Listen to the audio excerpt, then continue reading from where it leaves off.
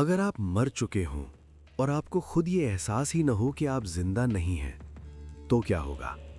आज हम बात करने वाले हैं ईशा मूवी की, एक ऐसी साइकोलॉजिकल हॉरर फिल्म जो डर जंप स्केयर से नहीं बल्कि धीरे धीरे आपके दिमाग के अंदर उतरकर पैदा करती है। कहानी की शुरुआत होती है एक छोटे से गांव से, जहां एक मासूम बच्ची कब्रिस्तान के अंदर बेसुध हालत में घूमती रहती है। कभी वो किसी कब्र पर जाकर लेट जाती है तो कभी घंटों तक एक ही जगह खड़ी रहती है। ये सब उसकी माँ अपनी आंखों से देखती है और अंदर ही अंदर पूरी तरह टूट चुकी होती है।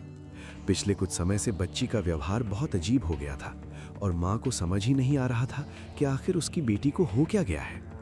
इसी बीच उसे एक आदमी मिलता है जो उसे एक बाबा के बारे में बताता है, जो झाड़ फूंक और एग्जॉर्सिज्म से भूत प्रेत ठीक करने का दावा करता है। अगले ही दिन बाबा बच्ची के घर आता है। बच्ची को रस्सियों से बांध कर रखा गया होता है।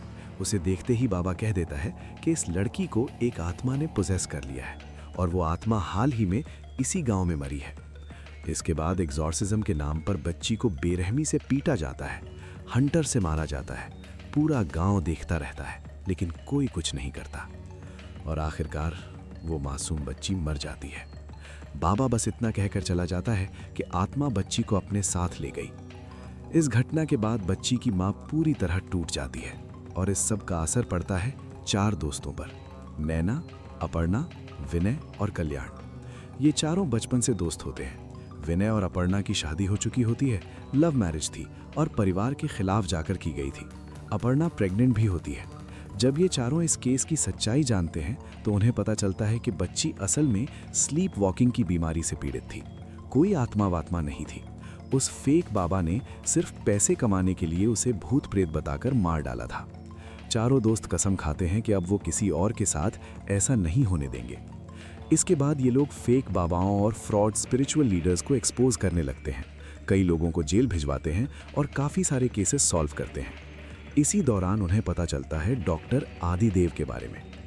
आदिदेव अमेरिका का एक टॉप न्यूरोसर्जन था। उसके पिता इंडियन थे और माँ पाकिस्तानी। उसकी शादी भी हो चुकी थी, लेकिन एक दिन अचानक उसकी पत्नी पोजेस्ड जैसी हालत में आ जाती है और खुदकुशी कर लेती है। इस घटना के बाद आदिदेव गायब हो जाता है। अब खबर मिलती है कि वो आंध्र प्रदेश के पास एक गांव में स्पिरिचुअल लीडर बन चुका है और एग्जॉर्सिज्म करता है। चारों दोस्त उसे एक्सपोज करने के लिए उस गांव की तरफ निकल पड़ते हैं। रास्ते में उनकी कार का एक बाइक से एक्सीडेंट होते होते बचता है। बाइक पर एक कपल और उनका बच्चा होता है। कुछ दूर जाकर वो बाइक डिसबैलेंस हो जाती है और महिला पुण्यवती खाई में गिरकर मर जाती है। मरते वक्त उसकी नज़र एक ट्राइबल आदमी से मिलती है। उसी समय एक ट्राइबल कपल अपनी बेटी को लेकर आदिदेव के पास इलाज के लिए जा रहा होता है। उन्हें लगता है उनकी बेटी पोजेस्ड है। अब कहानी आदिदेव के आश्रम तक पहुंचती है। यहाँ आदिदेव लोगों को पिंड के जरिए चेक करता है। अगर पिंड में कीड़े निकलते हैं तो वो पर्सन पोजेस्ड माना जाता है और अगर नहीं निकलते तो डॉक्टर के पास भेज दिया जाता है। यहाँ एक लड़की पोजेस्ड निकलती है, लेकिन ट्राइबल की बेटी पोजेस्ड नहीं निकलती। उसे डॉक्टर के पास जाने की सलाह दी जाती है। अब तक ऐसा लगता है कि आदिदेव फेक नहीं है। इसके बाद आदिदेव चारों दोस्तों को एक अबैंडन्ड हॉन्टेड हाउस में लेकर जाता है और कहता है कि अगर आत्माएं नहीं होती तो वो 3 दिन यहाँ रुक कर साबित करें। उस घर में अजीब अजीब चीज़ें होने लगती हैं। जली हुई स्मेल आती है, परछाइयाँ दिखती हैं, मरे हुए लोगों के विजन्स आते हैं। मिरर में रिफ्लेक्शन नहीं दिखता। अपर्णा को जली हुई आत्मा दिखाई देती है।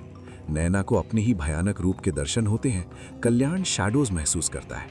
चारों सोचते हैं कि ये हैल्यूसिनेशन है, कोई केमिकल है, लेकिन सच्चाई इससे कहीं ज़्यादा डरावनी होती है। क्लाइमैक्स में आदिदेव असली सच बताता है। वो चारों दोस्त असल में उसी एक्सीडेंट में मर चुके थे, जिस एक्सीडेंट को वो भूल चुके थे। ये चारों अब जिंदा इंसान नहीं बल्कि ट्रैप्ड आत्माएं थे। इसलिए कोई उन्हें देख नहीं पा रहा था। मिरर में रिफ्लेक्शन नहीं था। जानवर अजीब रिएक्ट कर रहे थे और मौत का काला साया उनका पीछा कर रहा था। अपर्णा को जो जली हुई आत्मा दिखी वो खुद अपर्णा थी। वो कार ब्लास्ट में जलकर मरी थी। आदिदेव ये सब पहले से जानता था और इसलिए उसने उन्हें उस हॉन्टेड हाउस में लाया ताकि उनकी आत्माएं भटके नहीं और शांति पा सकें। आखिर में नैना को उसका खुद का फ्यूनरल दिखाया जाता है और मौत उसे भी अपने साथ ले जाती है। कोई भी जिंदा नहीं बचता और इसी के साथ ईशा मूवी खत्म हो जाती है। अगर बात करें फाइनल रिव्यू की, तो ईशा एक स्लो बर्न साइकोलॉजिकल हॉरर है जिसका कॉन्सेप्ट बहुत स्ट्रांग है और क्लाइमैक्स माइंड ब्लोइंग है। अगर आपको 2D horror story, ghost psychology story और ट्विस्ट एंडिंग्स पसंद है तो ये मूवी ज़रूर देखनी चाहिए। अगर आपको ईशा मूवी की ये पूरी एक्सप्लेनेशन पसंद आई हो तो वीडियो को लाइक ज़रूर कीजिए। और अगर आप 2D horror stories, 2D psychological thrillers और मूवीज़ की डीप 2D एक्सप्लेनेशंस पसंद करते हैं तो चैनल कहानी ओ की पोटली को सब्सक्राइब करना बिल्कुल मत भूलिए, क्योंकि यहाँ आपको मिलेंगी डर, रहस्य और सस्पेंस से भरी ऐसी कहानियाँ जो आपकी सोच को हिला देंगी। तो मिलते हैं अगली डरावनी कहानी के साथ। तब तक के लिए स्टे सेफ, स्टे स्कैर्ड।